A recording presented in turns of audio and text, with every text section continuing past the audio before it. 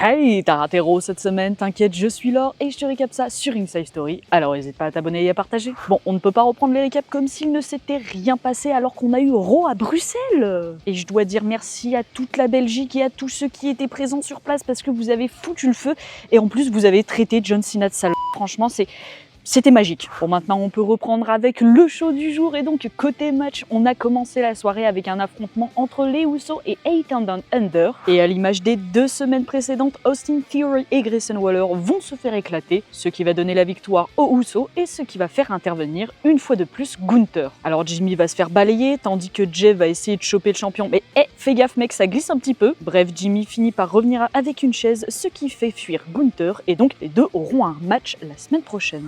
Lyra Valkyria a mis en jeu son titre intercontinental face à Raquel Rodriguez et c'est après une longue domination de cette dernière et quelques interventions de Liv Morgan que la championne va finalement conserver à l'aide d'un roll-up. Ça ne plaît pas au Judgment Day qui part en mode vendetta, mais la plus belle débarque. Et oui, je parle bien de Bayley. À deux, elle lave le ring et ça promet un prochain affrontement entre les deux équipes. On a ensuite eu un match entre Dragon Lee et Chad Gable. Enfin non, plutôt entre Dragon Lee et Grande Americano. Oui, parce que en fait, Chad Gable, il était malade, donc il pouvait pas combattre. Mais en fait, Grande Americano, il semblerait que ça soit Chad Gable. Donc en fait, il était peut-être pas si malade que ça. Et puis...